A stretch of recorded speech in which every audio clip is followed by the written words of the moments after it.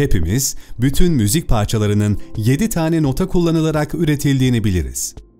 Sadece 7 tane notayla bugüne kadar milyonlarca müzik parçası üretilmiştir. Milyonlarca insan, milyonlarca farklı müzik parçaları bestelemişler ve bu insanların müzik beğenileri de birbirlerinden çok farklı olmuştur. Adeta herkesin kendine özel bir müzik anlayışı ve beğenisi vardır. Ne kadar da hayatımıza benziyor, değil mi? Saygın bir iş adamı düşünün. Konumu itibariyle herkes ona saygı gösteriyor. Ama o, yanında çalışanlara sert ve kırıcı davranıyor. Bu nedenle de sorunlar yaşıyor. Acaba neden? Neden onun davranış şekli ya da hayat melodisi diğerlerinin kulağına hoş gelmiyor? Çünkü hayatını oluşturan notaları portede nereye ve nasıl yerleştireceğini bilemiyor. Müzikteki notalar şu şekilde sıralanıyorlar: Do, Re, Mi, Fa, Sol, La, Si. Peki bizim hayatımızın notaları ne şekilde sıralanırlar?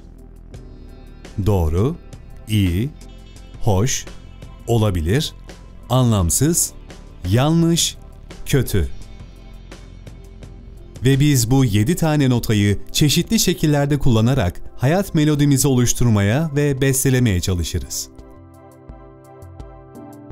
Herkes hayatındaki notaları yaşamış ve tecrübe etmiş olduğu olayları kullanarak kendine özgü bir melodi ve bir davranış modeli oluşturur.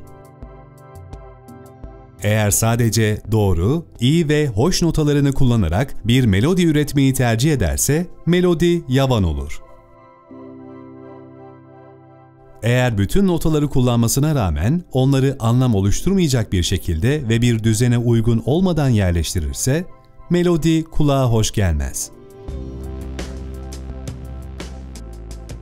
Eğer her bir notayı, tecrübeleri onların tam değerlerinin farkında olarak portaya yerleştirirse, yani doğrunun ve iyinin olduğu gibi yanlışın ve kötünün de hayatına niçin dahil olmaları gerektiği bilgisiyle hareket ederse, melodinin ve müziğin tadına doyum olmaz. Saygın iş adamı neden sorunlar yaşıyor? Neden onun ürettiği melodi çevresindekilere sevimsiz ve itici geliyor? Bu iş adamı çocukluğundan beri yaşamış olduğu olumsuz, kendisini üzen ve acı veren tecrübeleri duygusal alanda dengelemek ihtiyacını duyuyor. Bu dengeye nasıl geleceği konusunda önünde 2 tane yol bulunuyor. Ya bu gibi olayların hayatına neden dahil olduklarını fark edebilecek olgunluğu kullanacak ve kendisine acı veren davranışları başkalarına uygulamayacak, ya da henüz bu olgunluğa erişmemiş olduğu için kısasa kısas yaklaşımından yarar umacak. Çekmiş olduğu acıları başkalarına da yaşatarak dengeye gelmeye çalışacak. Çocukluğunda eleştirilmeyi, suçlanmayı ve sert muamele görmeye yaşamış olduğu için bunları dengelemenin yolunun da başkalarına karşı böyle davranmaktan geçtiğini zannediyor. Çünkü hayat tecrübesi eksik ve saygı enerjisi hakkındaki deneyim süreci henüz bitmemiş. Oysa deneyim sürecinde daha fazla ilerlemiş olan bir başka kimse, aynı olumsuz tecrübelerden geçmiş olsa da dengeye gelmenin bir başka yolunu seçebilir. O, kendi yaşamış olduğu acıların insanı nasıl yaraladığını iyi bildiği için karşısındaki insanlara bu duyguları yaşatmanın ne kadar yanlış olduğunun farkındadır. Bu yüzden insanlara kötü davranmanın ve onları suçlamanın sonuçta hiçbir çözüm getirmeyeceği bilinciyle karşısındakilere iyi davranma yolunu seçer. Aslında hiç kimse kötü niyetli değildir. Herkes sadece kendisinin değerli olduğunu, önce kendisine, sonra da diğer insanlara kabul ettirmek için mücadele eder. Her iki davranış biçimi arasındaki fark, deneyimin neresinde sorusuyla ortaya çıkar.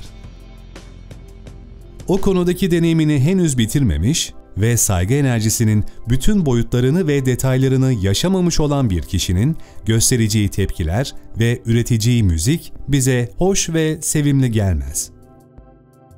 Aynı konudaki deneyimlerin daha fazlasını tecrübe etmiş bir insanın davranış biçimi ve hayat melodisi ise çok daha fazla beğeni toplar.